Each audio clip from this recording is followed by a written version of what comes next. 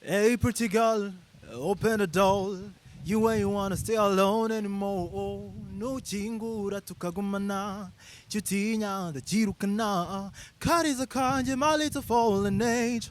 Let me fight on your bottles, baby. No temba ndakura mira, darling, yeah. I got extra love in my package. I got extra care in my package. Nungiha tukigumira ha. Sinzatu muregreta. Let me be your wine and you be my whiskey. My baby, whenever you hungry, I'll be your snack. uri andi bumuntu from Kikuyu. Mbarizwa kwa Yesu kabisa. Urumva iyo umuntu ahuye na Yesu arakizwa. Arakizwa. Urakishijwe? Bonje ntago twahuye sinakubeshya. Urakishijwe? Ariko nyine ndakijijwe. Wakishijwe iki? Nakijijwe iki? Ntushobora kuvuga ngo narakijijwe utari urwaye. Hey. Wifuza.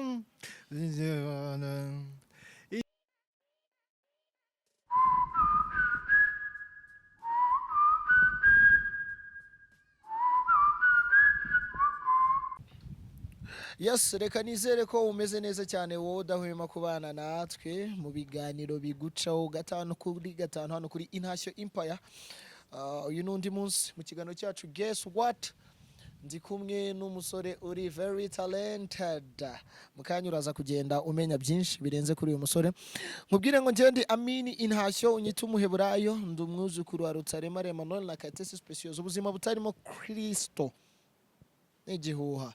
My brother, welcome muri Guess What? EP ya kabiri kabisa. Thank you very much. You doing great? Yeah. Urasa neza nkunze ukuntu wambaye kabisa. Yes. Wambaye nk'umukapo, wambaye nk'umuntu ufite miliyari kuri konti. Umeze neza se? Shameze. Wakoze kutwitaba, niwe mutumirwa wa mbere twakiriye hano kuri Intashyo Empire. Abyishimiye cyane. Very good. Mukanya tuguha ikaze nkubwira ngo mu kiganiro ndi kumwe na cameraman wanje Alpha ni utuma ishusho ri kugeraho gatanu ku kandi nkwibutsa ngo ukeneye service zose zijyanye n'irembo, ukeneye ko abantu bagufasha mu kudeklara imisoro, ukeneye kujya hanze, ibintu byose birebana na cyber cafe. Tekereza cyber cafe, IT Clinton aba nibo ba mbere ndetse ni nabo turi kumwe mu kiganiro kuri uno munsi. My brother, banza ubumvisha impamvu wicaye kuri iyo ntebe. Ubundi iyo ntebe nyita big chair. Yeah. It's a big chair. Ga tuma bamenye impamvu ra. Hey, pretty girl, open the door. You ain't wanna stay alone anymore. Nuchingura tukagumana. Chutinya the jirukana. Kariza kanje, my little fallen age. Let me fight on your bottles, baby. No temba ndakura mira, darling, yeah. I got extra love in my package. I got extra care in my package. Nungiha tukigumira ha. Sinzatu muregreta. Let me be your wine and you be my whiskey. My baby, whenever you hungry, I'll be your snack. You can sing. Yeah. You can sing. Upfana iki andi bumuntu. Cyangwa no uri andi bumuntu from Kikuyu. Arukuru nabonye ngo hari Lamine Yamal wo muri Spain akaba na Lamine Yamal from Kikuyu. Anyway, uririmba neza cyane for sure. Merci. Hari undi muntu wigeze akubwira ko uririmba nkandi bumuntu? Yeah, abantu benshi ahubwo benshi tuziranye. Yego ko bambwira. Wari wagira amahirwe yo guhura na bumuntu? Bon, no. Twahuye kuri IG. Kuri IG? Kuri Instagram. Muravugana? Yeah. Twavuganye icyo gihe kuva icyo gihe naho turongera kuvugana. So apart yo kuba nyine uririmba, yes. Who are you? Introduce yourself. So amazina yanjye mu busanzwe ni Intware Lisa. So nkaba nkora umuziki, amazina y'ubuhanzi yo ni Elsan. So kuri page yanjye nitwa I am Elsan.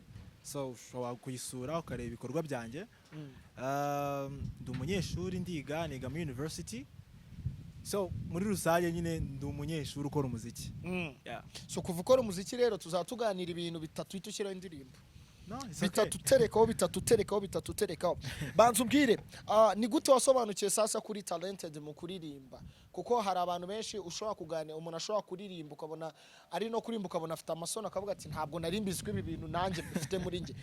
When did you find out ko iyo mpano ifite yo kuririmba? Yeah, actually nkuko bivuze nge natangiye kuririmba kera. Ni kera pe. Ni kera kuva nyiri umwana. Kubona kuze muri famille nabo baririmba. Ego. Yeah, kubona bashiki banje baririmba bakuru banje baririmba so I was motivated by them so nanjye nkakura nyine nkunda umuziki so ariko nyine nanjye nagiraga izo soni so kuba nagira isoni zo kuba si ibintu ubundi bintu dirimbye ni byiza bikanshanga nyine gusa ngeze nko mu wa kabiri secondaire nibwo nyine abashuti banjye batangiye kumbwira ati man urimba neza abakobwa twiganaga kambwasha urimba neza kabisa abakobwa ladies urumva ntabwo wakiga muri classe ubwo ndabyumva bakwitaga Mr Romantic. No, I was not Mr Romantic. Gusa nyine I was talented. Maybe you could call me Mr Talent. Nje babanzo njane muri ibyo by'abakobwa bakubwira ngo urimba neza. How was it? Babikubwiraga gute nyine? Mera nk'usubiramo nk'imvugo bakubwira. Mera nk'usubiramo. Barabwira ati man urimba neza man. Ariko urabyumva twari tukiri bato mu wa kabiri secondaire twari bato kabisa twari bato n'ababyumvaga ushobora gusanga wenda batarabyumvaga neza ariko nk'abo yigaga nko mu wa gatanu mu wa gatandatu yarabibonaga atavuga ati mu peti kabisa ari tayari yakumva nyine nijwe akavuga ati hano hantu hazavamo ikintu gikaze. That's great. Hano kuri Inashyo Empire even though tuvuga kuri entertainment ariko ikintu cya mbere tubanza imbere ni Kristo. Ndashaka amenye do you believe in Christ? Yes. Njye nanabatijwe man. Njye nanabatijwe. Irega kubatizwa ntago ari byose abana ko bizera Yesu. Oya none se ubwo wabatizwa gute utamwizeye? Uza abantu babatijwe kubera ko bavuze ngo bajye kubatizwa. None se wakijijwe iki? Njye narabitekereje tu ndavuga ati nahandi hantu mbarizwa kwa Yesu kabisa. Urumva iyo umuntu ahuye na Yesu arakizwa. Urakijijwe? Bo njye ntago twahuye sinakubeshya. Urakijijwe? Ariko njye ndakijijwe. Wakijijwe iki? Nakijijwe iki? Ntushobora kuvuga ngo narakijijwe utari urwaye. Aze ko twumva bavuga ngo barakijijwe ntabwo tuzi ibyo bakije. You see that's the problem. Abantu benshi bagendera muri icyo kintu. Nyine wowe ni igiki nuhe murimo Kristo yakoze kuri wowe ku buryo uvuga uti ibi bintu ndabizi I used to be gutya ariko maze guhura na Kristo hari ibintu maze kumenya Yesu reka wenda nayo ukoresha imvugo yo guhura nawe maze gufata umwanzuro kuko urambwiye ngo urakijijwe ni igiki Yesu yahinduye mu buzima bwawe. Ubuse navuga ko ari iki ubwo njye namye nkijijwe tu kuko nta cyahindutse kabisa. Iyo nirebye nkisuzuma mbona nyine uko nari imeze niko nyimeze. Nta kintu Yesu yahinduye kuri wowe. Nta cyahindutse ubwo nyine niko nari imeze wavutse ukijijwe. Njye navutse nkijijwe. Okay. Reka ibyo twe kubitindaho. Ngambwira nk'ikintu kimwe ukundira Yesu. Kushobora kubwira undi muntu ati iki kintu ni cyiza kuri Yesu. Ikintu cya mbere nuko yatubambiwe so nyine yaratubambiwe sibyo wenda nubwo tubisoma muri Bible tutazi reality yabyo ariko no kwizera icyo kintu cy'ubwabyo hari ikintu bigusigira. Nubwo bisoma muri Bible ntago uzi ko Yesu yabambwe. Ntago nose turabizi usibye Imana yonyine ibizi. Okay naribi ubwo icyo ngicyo reka tukirenge mbwira winjira muri karere yo kuririmba mbere na mbere ni igiki cyabaye nk'ikikugora cyangwa se ni igiki cyabaye nk'ikikorohera? Njyewe music ntabwo yigeze ingora kuko like ibintu ni nkaho byikoraga kuko first of all nari nsanzwe nyine ndi umuntu gutera utuntu twa capella tudu freestyle muri classe kwa kundi nyine umuntu aba ari ku disturbing abandi and then bakambwira ati man urimba neza so hakaba ari guys abashuti banje twakoranaga nyine urana hari ibintu byigeze kuza bya shoot twajyaga kwifotoza noneho tugakora twe n'utu video nyine two kujya dupostinge abantu nyine babone ko twapostinze nyine twumvaga ari ibintu birenze bya hatari and then umunsi umwe mu bashuti twayikoranaga nyine twagendanaga icyo gihe twiganaga arambwira ati man iyi mpano yawe twayibyaza umusaruro like dufite kamera twakora video wa recording ibintu tukabishyira ku mugaragara tugatangira kureba ko hashobora kuvamo ikintu cy'professional and then ntangira music ntago n'indirimbo ya mbere ntago igeze ngora byamfashe iminota 30 kugira ngo nandike indirimbo ya mbere. Ndayandika maze kuyandika ku bw'amahirwe mu mushuti twagendanaga harimo producer ntabizi aratubwira ati man nda recording mfite studio nziza cyane arambwira ati uzaze to recording so ndagenda ndamwumvisha indirimbo yanjye man dukora production indirimbo irasohoka ibana banga ntabwo aba ari banga ko byera ariko nk'indirimbo ya mbere yari big nta muntu uziranye nawe man uri anonymous iba birenze byari hejuru cyane. Ongera ushyira kandi kantu so hora ihorere mama ntacyo uzabura mpari kuko wambereye byose nari nkeneye hora ihorere mama ntacyo uzabura mpari kuko wambereye umugisha. That's it. uraza gutuma nkwita andi umuntu from Kikuyu kuko ndumva repertoire yose irimo andi umuntu. Tell me, famille yawe mukorana gute muri career? Bari supporting ibintu ukora. Tell me bihagaze bite? So first of all, yewe papa yari supportive cyane. Ko njya kwinjira mu muziki ndumva video ya mbere niwe wampaye amafaranga yo kuyikora. We n'umukobwa witwa EP yaramfashije cyane. Ni mushiki w'umukobwa w'umutipe twiganaga. Yego. So bampaye amafaranga nyine tujya gukora video. So gusa nyine nabanje kumwumvisha indirimbo. Ayumvishe yumva ni nziza, yumva ndi talented, na papa nawe arambwira ati bino bintu byiza. So aran supporting. So mama we ntago abazigo libiki. So as long as ntari mu bintu bibi. Yeah. Ni icyo ngicyo cyo kimunyuza. Abantu benshi ariko ntabwo ari bose, ariko abantu benshi bavuga ko abahanzi hari ibintu bakunda apart yo kuririmba. Usanga umuhanzi yikundira icupa, akunda umukobwa, abandi bakunda n'amatabi sometimes. Muri ibyo bitatu wowe ni igiki kigukorera? Muri ibyo bitatu nta na kimwe. Ni igiki okay, we enjoying gute rero music? Je nkunda music. Only that? Yeah, music is my passion. I like that, bro. Je nkunda music kabisa. Abantu bose banzi nyine bazi ko if you say Elsan, it's music. Wambwiye ko wavukiye mu muryango ukishijwe, byanze bikunze wabaye church. Yeah. I want to know something. Hari ibintu njya numva hanze abantu ba debatinga ngo muri iyi minsi abakobwa baba church. Yego. Reka nkureshe imvugo. Bari dangerous kurenza abakobwa batigeze bagera church. Cyane. Niko kuri? Sha cyane. Explain. Nyine we nawe reba nyine nka Satani yihishe mu rusengero. Tekereza ibintu yabakorera. Tekereza ibintu yagukorera Satani yaje mu rusengero akababwira ati akababwiriza ijambo nyine tu mutazi ko muri kumva Satani ya nyine ibintu yaba ari kubakorera. So it's better nyine kujya wenda nko mu kintu bizi kukigiyemo kurusha nyine kuba wajya mu kintu utabizi. Yeah. So abakobwa bo mu rusengero nyine okay ntabwo mvuze ko wenda ari bose. Yeah. Actually nta nubwo ngewe mfite inshuti nyinshi z'abakobwa bo mu rusengero. Why? Nk'umuntu wabaye mu rusengero ko akabaye ko ufite inshuti nyinshi. Nabayemo ariko ntabwo navuga ko nabayemo cyane. Ni kwa kundi nyine famille muba mwarakuriye mu rusengero ariko abantu bose mwakoranye wowe urabibuka. Ntabwo wawibuka. Kandi inshuti nizo ufite nona. Izo za kera nyine zaragiye tu.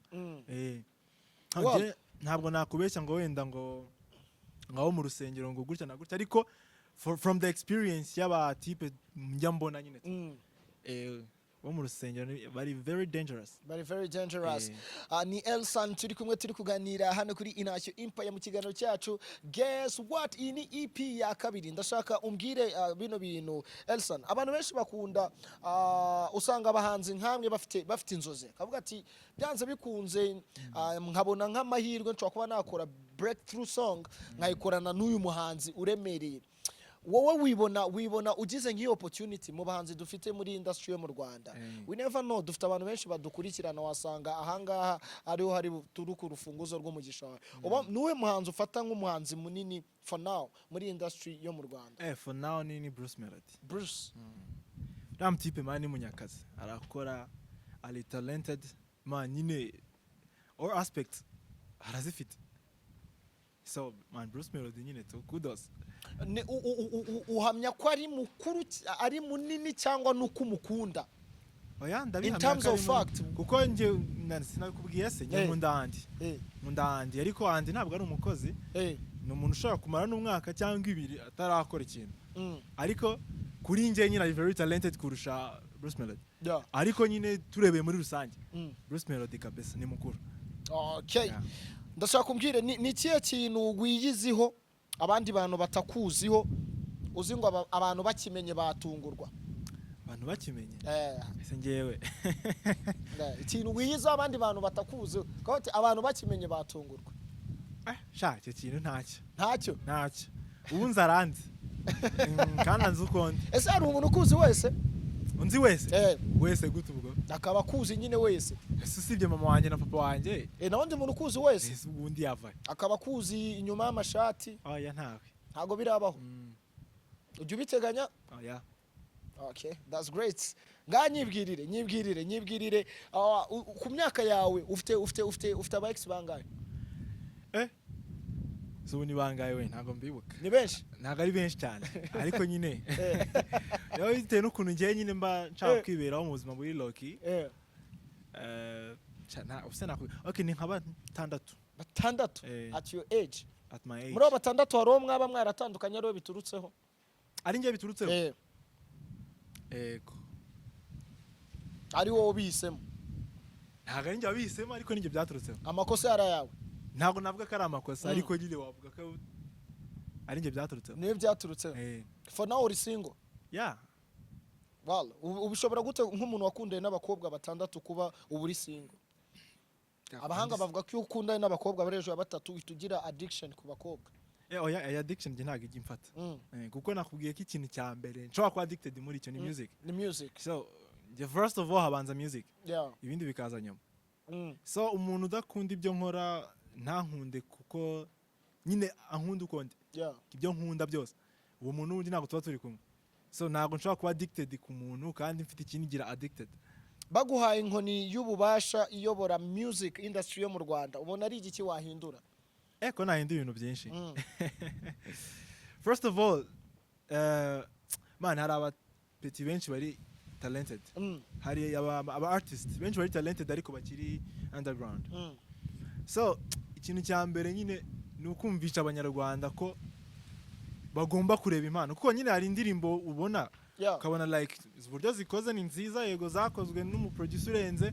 ariko washaka talent ukayibura kandi hano hari abapeti bandi bari gukora ibintu birenze ku buryo ushobora kumva ukavuga ati man ibintu bari gukora nta nubwo bibaho bigeze ku rwego tubyifuzaho byagera kure ese mu ba influencer bari mu Rwanda we ninde mu influencer wemera ko azamura impano nyinshi hano mu Rwanda mu rwego kandi rutarimo amarongo kuko twamenye ko abenshi babikora nk'ababa bishyuwe we mu mboni ya Elsan ubona ari we mu influencer uzamura impano nyinshi yewe rero nankubeshye usibye ko naba influencer nta nabo nzi uwo nzi si Irene niyo njya mbona ariko story yo sinzi ngo bimeze ute niba bari gushaka amarongo nigeze kumva ngo ibintu by'amacano ntazi ngo ni ibiki ariko ntabwo ibyo ngiye babindeba kuko none se niba umuntu ashobora kugufata akakuzamura akubaka izina ryawe okay let's say reka dutange example nko kuri New Bosco rero mu kipe man yari anonymous ntabwo twari tumuzi nta muntu wari umuzi ariko then the guy nyine Irene aramuzamura kumuzamura nyine mugira uwo ari ubu ngubu tu none se ni gute uwo muntu niyo yaba ashaka amarongo tu the case yuko yakuzamuye akakugeza aho uri ubu ngubu mana ameze nk'umubyeyi kuri wowe so ntabwo nge nabyita rero ngo wenda ngo ni ukuba greedy cyangwa iki nyine niba ari byo wahisemo akakuzamura reka kuzamure kuko nyine niwe wagutangije yes na gace kacu ka nyuma k'ikiganiro guess what ni challenge I'll play a song and then iyo ndirimbo iririmbiremo ndashyiramo volume nyinshi ishoboka hanyuma nawe tukumve uririmba Elsan mwamaze kumwibonera hano ariko sinababwira indirimbo mushyiremo reka twumve aririmba twagiye impamvu ari guseka indirimbo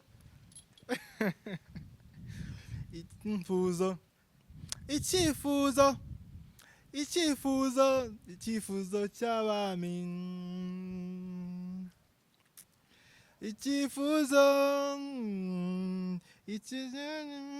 indirimbo ntabwo nyizi kabisa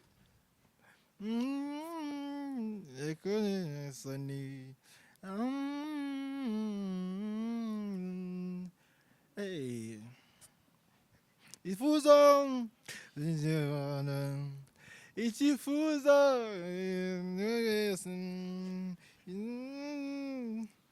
mwana umutipe yararenze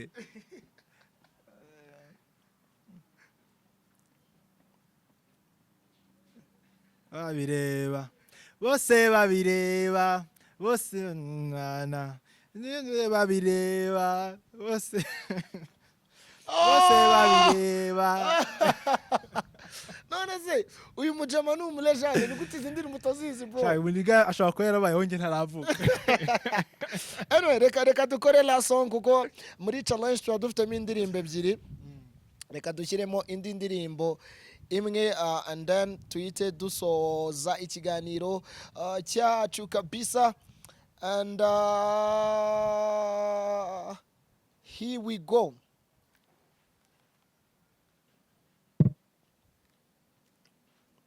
arimo aramedita Melody ari kwimedita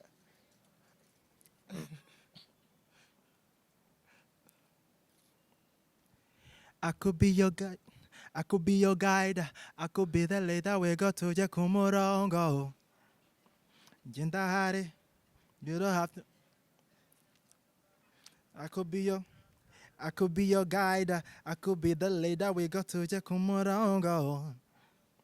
Jindahari lady. Don't even think about it. I've been there before. I wanna give you license to take over the city. KG80 Menyeko, you coming from the man.